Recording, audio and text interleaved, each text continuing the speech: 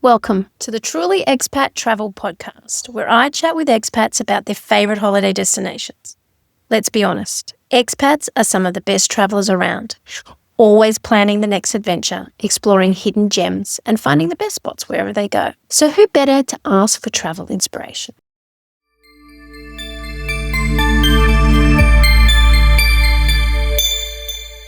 Thanks, Patsy, for coming on. It's quite a special episode because it was my very first hosted trip that I went on. So Sri Lanka is going to always be a special part of my history, I guess, or my destination travel. And so I'm so glad Patsy's coming on to speak about it. So welcome, Patsy. Thank you very much for having me on. I feel very privileged to have been part of your very first hosted trip. Yeah. It was terrific. It's good. So let's start by getting into you, who you are, and what type of traveller you are, and how we know each other. Well, we know each other we know now. Yes, we know each other mostly from Sri Lanka, but we had met previously. Yep. And we also now share a book club, which is nice too. The type of traveller I am, actually, I'm the type of traveller that goes places when I need to be places, unless it's been organised by someone else. So I've got 4 kids and they live in various places. So I spend a fair bit of time going to see them and organising some fun stuff when I'm there. But I don't tend to say, Rob and I are going to go on a trip somewhere. I'm hoping to do a bit more of that in future. But at the moment, it tends to be very much around the kids, or if we have friends going someplace, we might join them for something like that. So I was a bit of a last-minute ring-in on your trip. I suddenly realised your trip was actually taking off a couple of days later than I thought, and I knew my kids would be out of Singapore. So I thought, actually, I can do this. And, yes, and I was very happy I did. And Sarah obviously said, hey, what do you think? Let's just do it. So we did. I'm so glad. I'm really glad. I'm so glad too. I just think that was a perfect group of people, but we'll get into that in a minute. But this is more about you. We'll get to it. Yes. Okay. And I nearly didn't make it. I don't know if you remember, but do you remember the day we were flying out? Yeah. I got the wonderful news that I had shingles. Shingles. Yeah. Yeah. And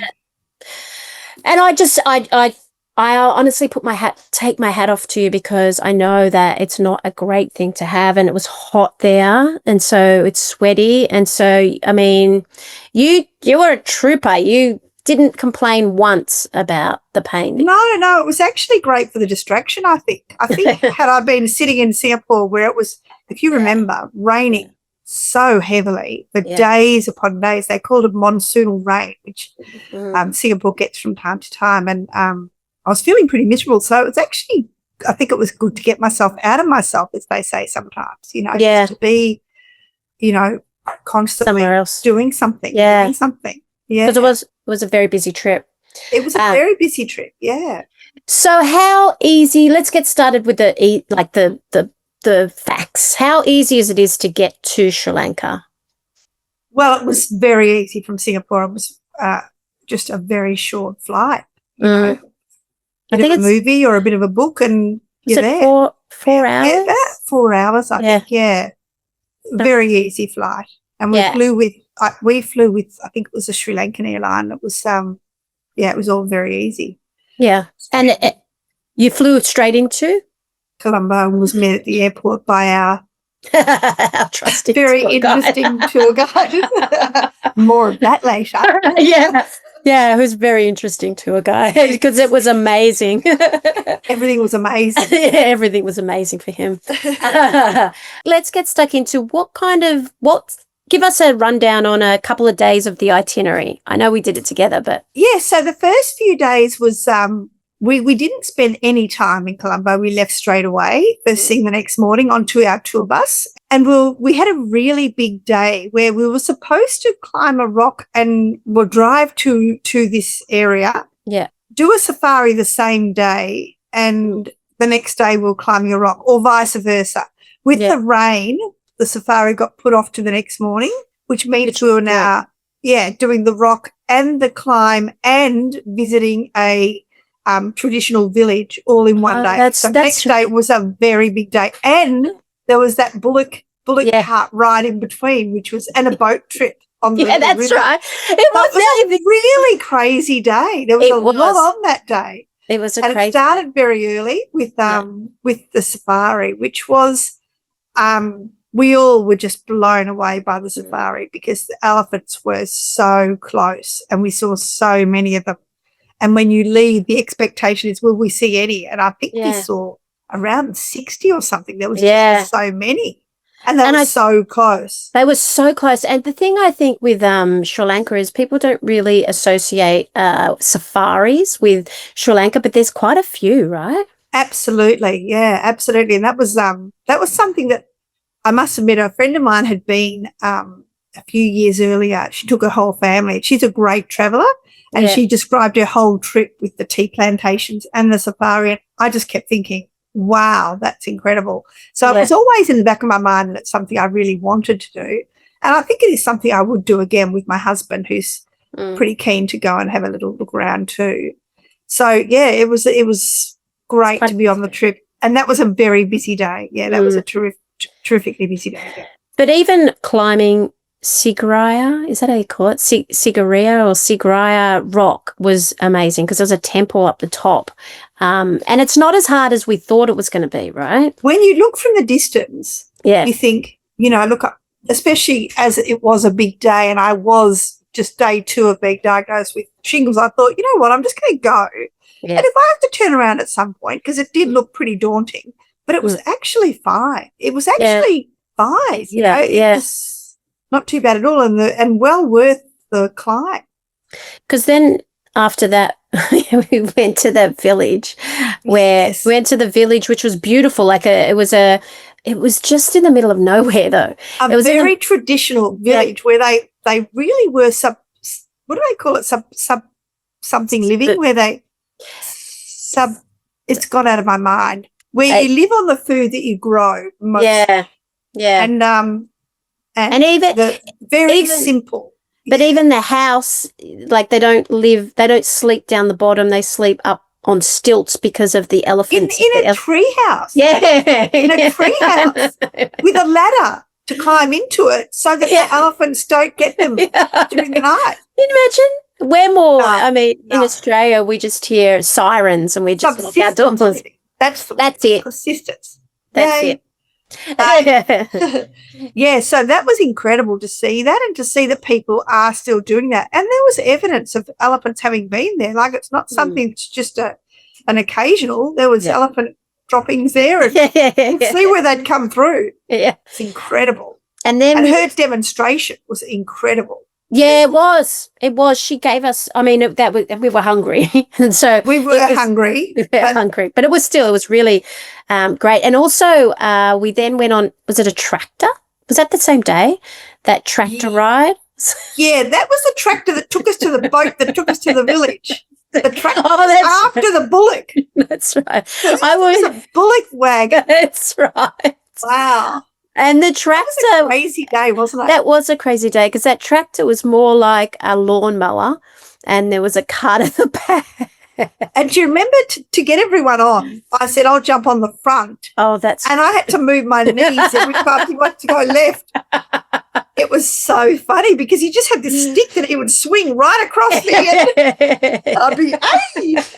But that was funny. What are the other type of things that you did in Sri Lanka that people might not realise Sri Lanka's known for? Actually, Ella, when we got to, the train, it's very, very famous. The train ride was very beautiful. But then we got to the town of Ella and it was quite touristy. It was very wet when we were there, but you could get good food and it had a very trendy sort of vibe. The food was nice. There was music. There was heaps of beautiful treks and mountains around it. It was a bit of a hidden gem. I thought that was rather beautiful. Yeah. And the other place was where we went to that bar, which was a bit of a trek to get there, but that had a really surfy vibe. And that little bit of coast that if I was taking my family, I'd go back and explore a bit more because it had a bit of a kind of a surfy, fun vibe to it. And it looked beautiful. Do you reckon it makes me feel a little bit like Bali was before it became Exactly. Bali is today? That little bit of coast along there was Yeah. actually beautiful, all the way up to Gale. Is that how they Yeah, pronounced it? I think We call so. it Gaul, but Yeah, but I think they call it Gale, Bali. they call it, Yeah. I think, yeah. That was just a beautiful, beautiful piece of coast. And I was really disappointed because I love to swim in the sea, but we were moving quite a bit and I didn't get a chance to. So I would like to go back and spend more time there for sure. And even stay in that hotel in Gaul. Yeah, that was amazing. That was beautiful. That was really beautiful. We stopped in and had a drink at a very old colonial style hotel, which was not far from where they play cricket, right? Exactly. And I believe the Australian cricket team was due to stay there in the next, I think it was the next day they were arriving, if not the same day. Yeah. Yeah, we missed it. And that was a beautiful hotel. That was a beautiful hotel. I love colonial style architecture. Yeah, especially when it's kept authentic and done beautifully. Yeah. Feel to it. Even the food and the drink they served was all very beautiful. Yeah, it's pretty. Yeah, really pretty. So was there a standout experience or moment that made the trip unforgettable? A lot of it was, it's obviously very unusual. I've never been to India, and I imagine it's got a very similar vibe, but it was very clean by what people tell me of India. By comparison, I think Sri Lanka is quite a clean place. They take a lot of pride in it. But the caves and the temples, like I like a church and I like a temple, like anybody, but I was feeling a bit ordinary, and I was thinking, do I really want to climb up these stairs? They look pretty daunting because they always were at the top of a hill or a mountain or something. And every time it was just stunning, just amazing. The artwork in the caves. I agree. I totally agree. Because I love temples too, but you know yourself, being in Asia for so long, you see so many temples, but these were like cave temples. I'd never seen anything like them before. So different. The artwork on the walls and everything was so it had a modern, edgy, kind of nice appearance that hadn't faded. It was just beautiful. Really beautiful, which I was stuck with. Yeah. What month did we went in? February? No, January. January. You went in January. So I think it obviously is rainy season, but we were pretty lucky. It rained, but it didn't rain too much. The first few days we had a lot of rain, and then it kind of was fine. Yeah. Yeah, we were able to do a lot of things, and it doesn't get cold, so it's not cold and raining. It wasn't cold. It didn't really stop us doing anything. Like even thinking of getting down to that bridge, the bridge with the arches, the 9 arches. Yeah, the 9 arches. That was a very, very wet day, but we still got down there and we still took our photos. And there was a lot of people down there. There was a lot. I was actually surprised on that particular day how many tourists were down there getting photos. I guess Sri Lanka is such a hot spot at the moment that there was a lot of tourists. Yeah, Ella, there was a lot of tourists. There seemed to be a lot of locals, and they were climbing down that drain. Oh, yeah, that's right. We were struggling to get down there on those little tuk-tuks. Yeah. Forgot about that. And they were climbing down the actual drain, concrete drain thing, which was quite incredible to watch. Yeah. So do you think, so every trip kind of has a surprise, and what was something unexpected you discovered about the place? I think the biggest for me was probably the caves. They really surprised me. I heard about the tea and I'd heard about the safari, and they were both fantastic. The beaches they looked stunning. I didn't get to swim in them, but they did look beautiful. But those, I had never heard talk of these really ancient temples, and that Siri was originally a palace up top. Oh, that's right. That's where he lived, and then in winter he came down to the lower levels. That's right. That climbing down the face of that rock, you can just imagine them carrying all his stuff. Yeah, it just was beautiful, amazing. Because it was so different. Like we went to Kandy, which was full on. Do you remember that temple that was like billion people in that temple? It was so busy. Crazy. And then we saw we went to the museum of stones and and the gems. mine. Yeah. That mine with the guy climbing straight down. That's right. Because into the shaft in front of us. for those that don't know, and I didn't know before I got there, so I was lucky to have people that knew a lot more than I did about sapphires and like the blue sapphire and the pink sapphire that's quite famous from the region. Yes. So we did do a lot of I think went to like a some did a lot of shopping. yeah, did a lot of shopping. Funny how girls can have capacity for shopping. Yeah, exactly. So that was it. For me, that was the surprise because I wasn't expecting that. I wasn't expecting that either. Yeah, that was lovely. And just when they had the mine right in front of us and they showed us how they built it, and this guy just appeared out of the mine, climbing. Yeah, exactly. Old school. Crazy, yeah. Yeah. And is there a dish or a drink you think people should try or you tried that you liked?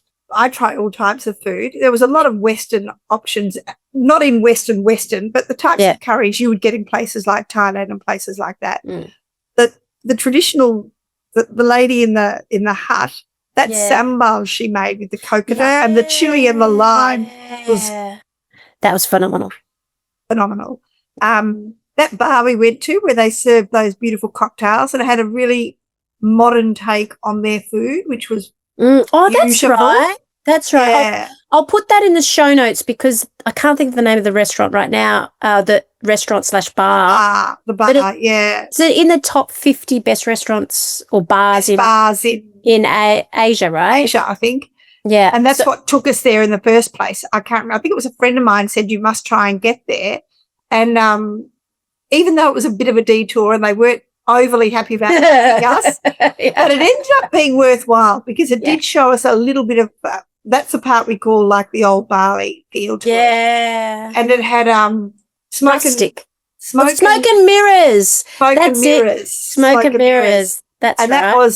that was lovely. That was all the food. We loved all the food and everyone had got cocktails they'd never seen or heard before and they all enjoyed them. Yeah. And I just found that in Sri Lanka the people were friendly. Very friendly. Very friendly. And it was clean. It was definitely primitive, but it was clean. And some hotels were more primitive than others, but it was clean, wasn't it, really? Yeah, it was. Even if we had to stop for toilets, we were giving them all a rating and that's right. but generally there wasn't a problem with being dirty. And no one got sick. Like I know that in India, when I've travelled to India, someone's always sick. And I probably shouldn't say that. I'll take that out. I'll take that out of the recording. But let's just say a lot of places you go in Asia, people do end up with various tummy complaints, which is very common. But we had, how many were in the group? Was it 12 or 12? 10. 10 or 12. 12. No, it was 12. No one got sick. Yeah. Yeah.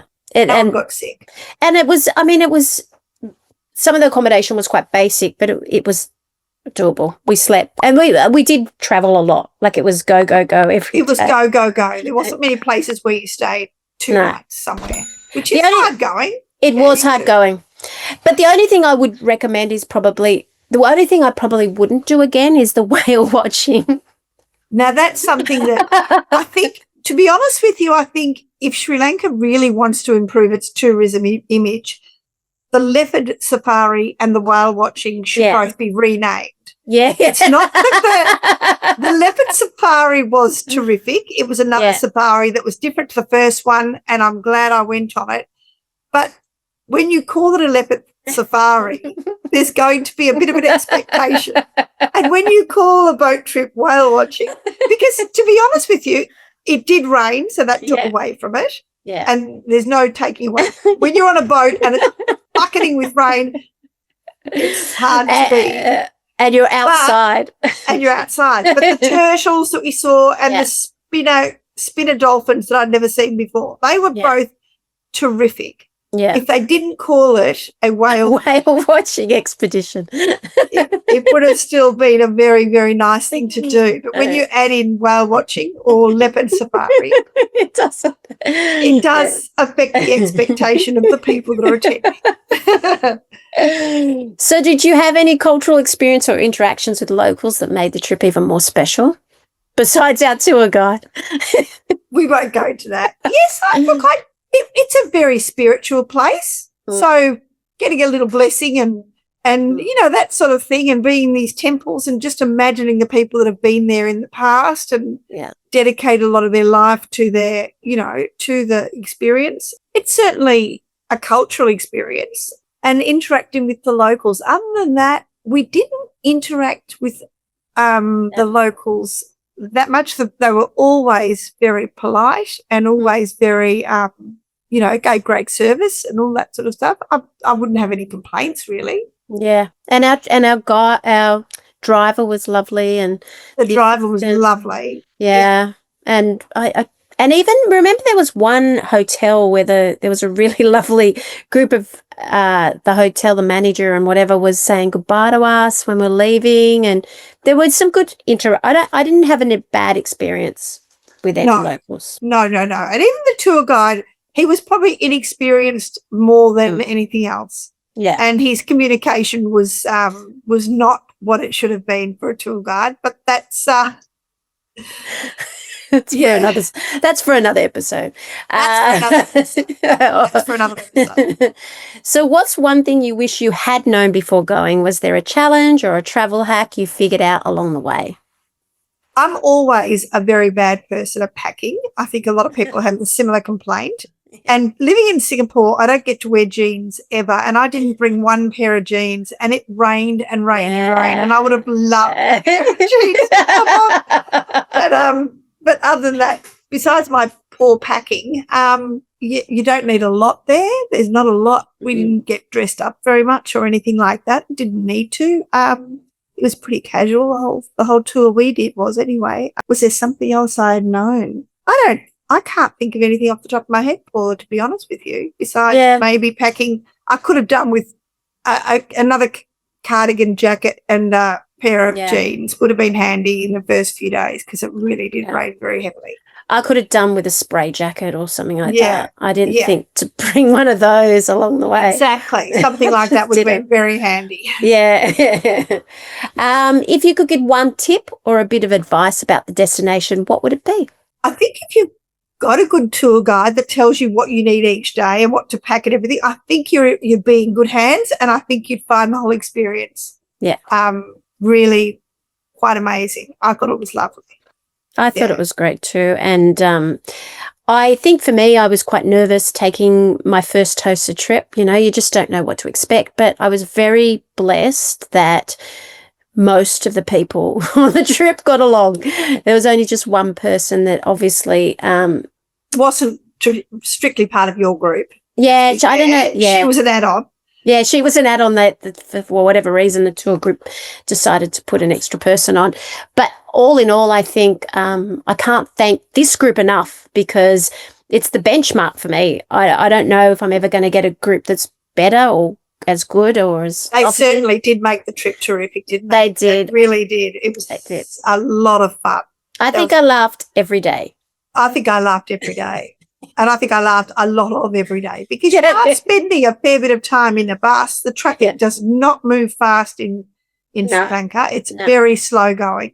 So even though you might only be going 20 Ks, it can take you a long time. And you really get so you are in the bus. And you really get to know people. And if you don't like their company, I'm sure you can read a book or listen to a book, whatever. But it's nice to have people that are fun and interested in sharing stories and interacting and making you laugh. Yeah, making that experience. I just remember that day where it was really rainy and he wanted us to go and have a look at this lake. And we were walking along the lake and it was like torrential rain. And the lake was like blowing a gale. And we were like, we don't want to see this lake. It's cold and it's wet. Sure, whether he hadn't actually, I'm not sure we weren't supposed to actually get on a boat there at some stage. Do you remember the shoes I was wearing? Because you filmed them. It was like sandals. Like, Patsy, we're recommending you wear walking shoes for this one, but because there was something else later in the day, I thought, I think I can do with sandals today.